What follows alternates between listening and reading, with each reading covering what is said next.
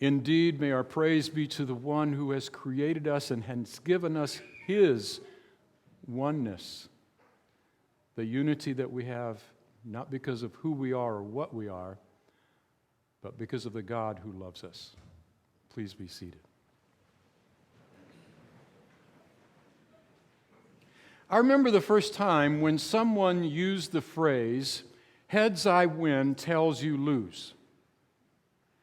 And it didn't quite strike me at the moment that what that person was saying, that in the discussion we were having, or in the decision that we were involved in making, we were going to flip the coin, and he would flip it, and if it was heads, he won. If it was tails, I lost. Now, let that sink in for a moment. It's like, that's a no-win and all-lose kind of situation.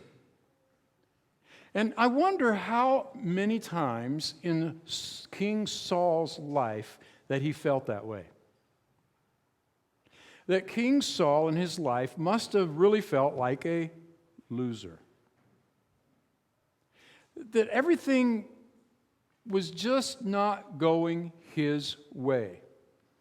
And he did all he could to make it go his way.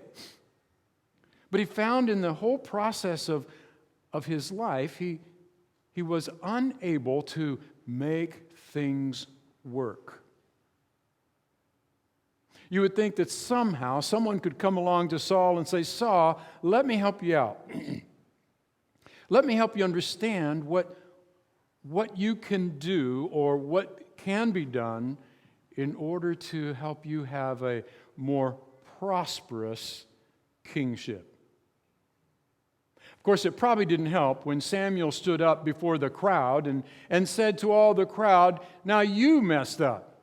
Well, that's a good way to start a thing, isn't it? You messed up by asking for a king, and so now I'm going to present the king to you. That's a good presentation, is it not? That's a really good start. You're getting what you asked for. And then you begin to ask the question, what is it that I asked for? When we think of the story of Saul and the life of Saul, and someone was to come to us and ask us the question, if God is such a great God, why didn't he resolve the issues with Saul? As we go through the summer and we utilize the stories of the Old Testament to deal with how do we communicate God's great word of law and gospel through these marvelous stories of the Old Testament, we might find ourselves stumped by this story. Because it really does seem to have a sad ending, does it not? And a whole lot of bad stuff in Saul's life, and the whole misdirection that he went. It seemed like every decision he made and every step he took, from one point when he said to Samuel, "I took care of the sacrifice because I wasn't sure you were coming," but then he blamed the people because it was their fault for having him do that because they were the ones afraid. It seems as though one of the things that caused Saul a great amount of problems was his own feeling of inadequacy. And in that process of feeling inadequate, the best thing to do is blame someone else when things go wrong. That works for the moment, but doesn't work over the long haul. And maybe we realize that Saul became somewhat paranoid. He was always fearful that someone was going to take his throne or take his life or relieve him of his duties before he wanted to be relieved. As you can tell from his searching out David, attempting at best to destroy David so that the kingdom would remain in Saul's life and his family, that gives us a picture of someone who's really not too sure of things and is truly afraid of what's going to happen with his life and the life of his sons behind him. He kept making decisions that just were not wise for a king to make. He even got to the point of going to a soothsayer, which he had established as king, no more going to soothsayers, and he went to one in order to conjure Samuel from the dead. And of course, when the soothsayer recognized Saul and still did what Saul asked her to do, Samuel visited Saul from the dead, and Samuel was a bit upset with Saul. I can imagine why. Samuel said, "Why did you bring me back to you?" Saul just wanted to know what's going to happen next. He was fearful. Of course, that's when Samuel said, "You'll be with me soon." You know the old story of the golfer who wanted to make sure that there was a golf course in heaven. And he was privileged to receive a vision from his partner who died. And his partner was able to say to him in a vision, "Yes, there's great golf courses in heaven, and the bad news is you're going to be there tomorrow. Tea time is soon." You know, all those things about Saul leads us to believe he lost his relationship with Samuel. He lost his relationship with David. He lost his relationship with the people. He lost his relationship with the soldiers. Did he lose his relationship with God? And I don't know about many of you, and I don't know about many of the people in the world that you and I encounter, but I'll bet that somewhere in our lives, whether it's ourselves, a friend, a spouse, a coworker, a person we recreate with in our times of retirement, we know the experience of feeling lost, not only from others around us, but from God.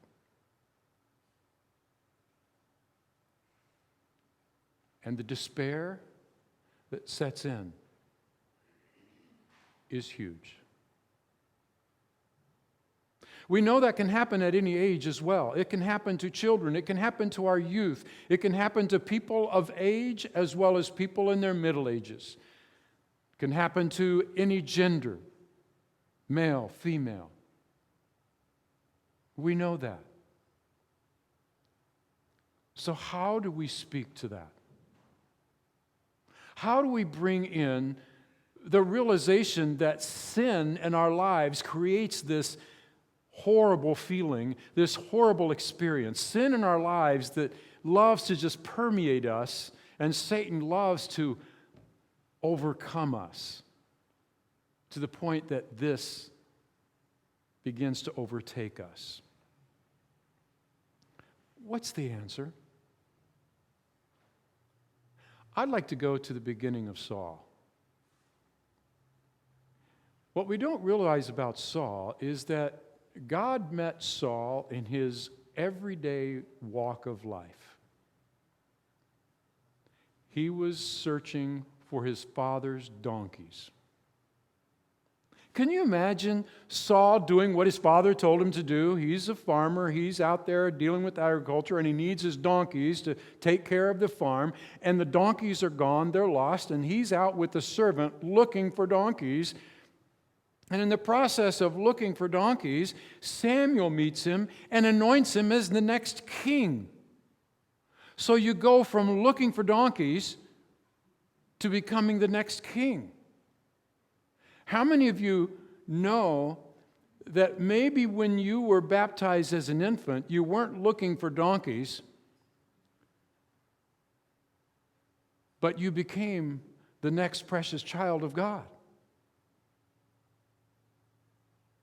Or maybe those of you who discovered the presence of Christ in your life at a later time and realized the importance of baptism and being cleansed and having the presence of the Holy Spirit in your life, because that's what led you to that point of belief. That at that time of baptism, that was that high moment in which God took you, He took all of us, and He says, I'm taking you from your everyday walk of life to your everyday things and making you my son, my daughter.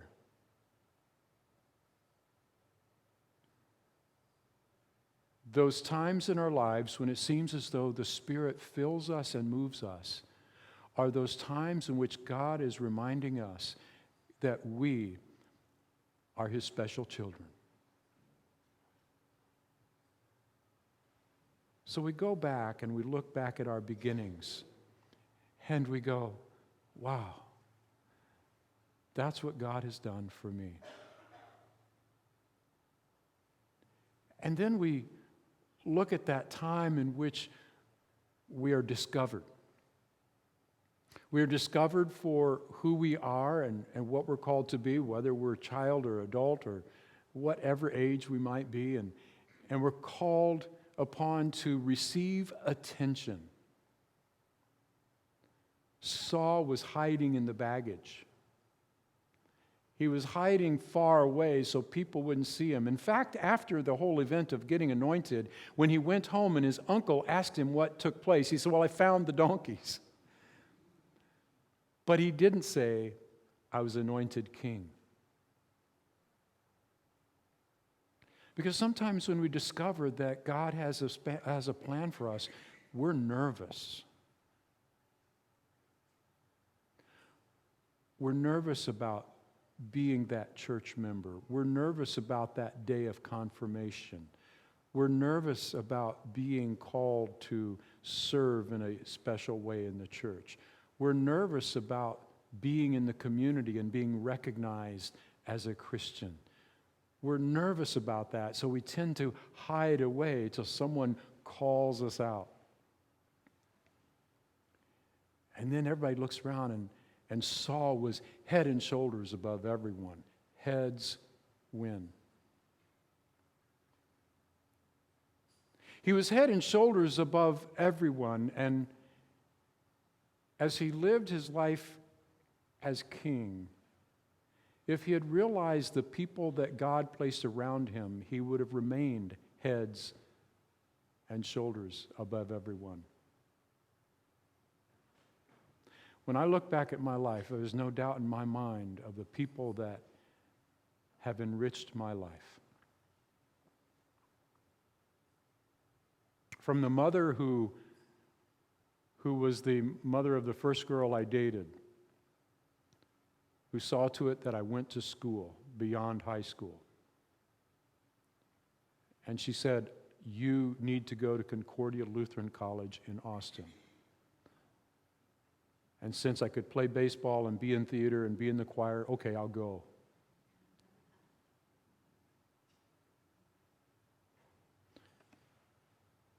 From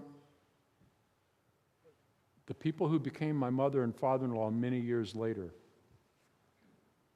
I knew them way back when. Renell's parents were always a blessing. When I think of Jeff and Becky Cronick, I think of the things I learned from Jeff in terms of youth ministry, caring for kids. And from Becky, who was a high school senior when I vicared in Yakima, Washington, I learned how crazy kids can be. And from working 10 years with Linda Brecky and learning about the importance of worship,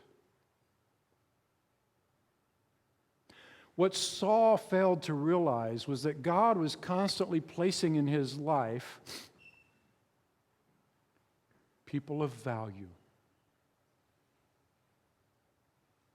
I wouldn't be where I am right now without that person of value that is by my side. You know who I speak of. What we can say to people is that, look around you.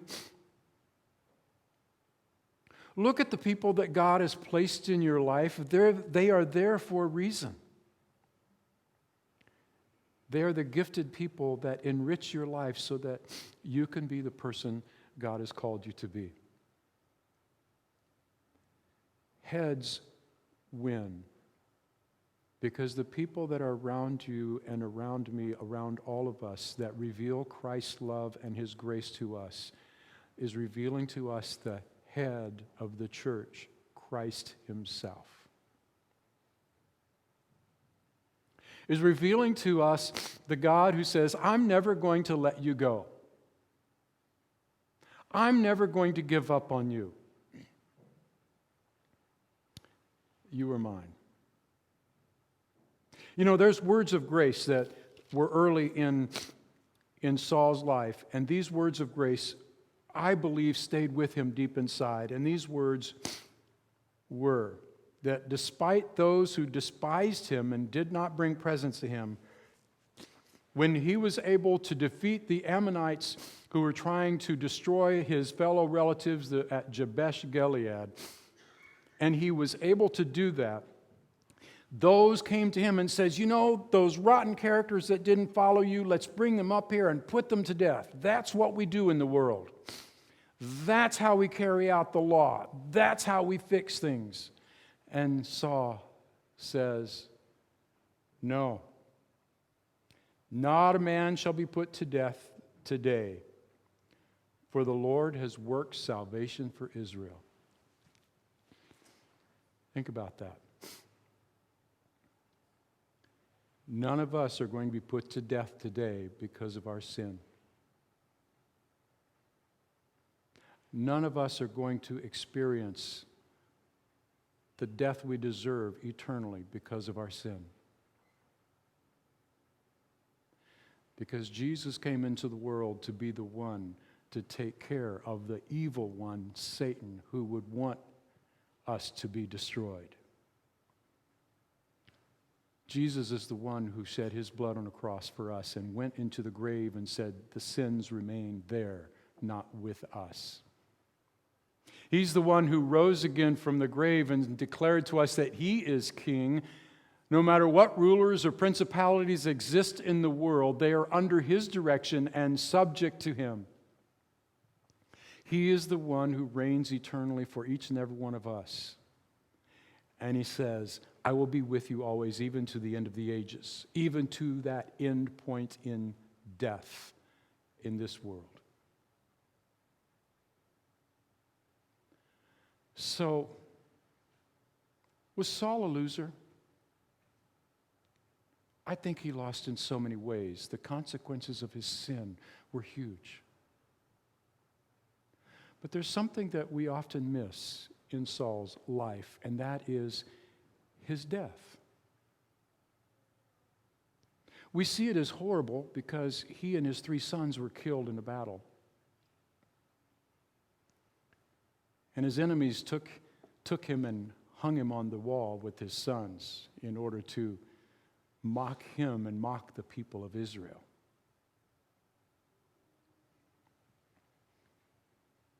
But the people of Jabesh Gilead went to that wall in the secret of the night and took those bodies down, burned them to cleanse them, placed the bones in a burial. And in 2 Samuel 21, we discover that King David took those bones and placed them in a royal sepulcher. And we go, so what? What is being said to us about Saul? Something we do not understand. Is that as bad as Saul was, God gave him a royal burial. Yes. I'm never giving up on you. What a great and gracious God we have. This is why we are here to give him praise. In the name of Jesus, amen.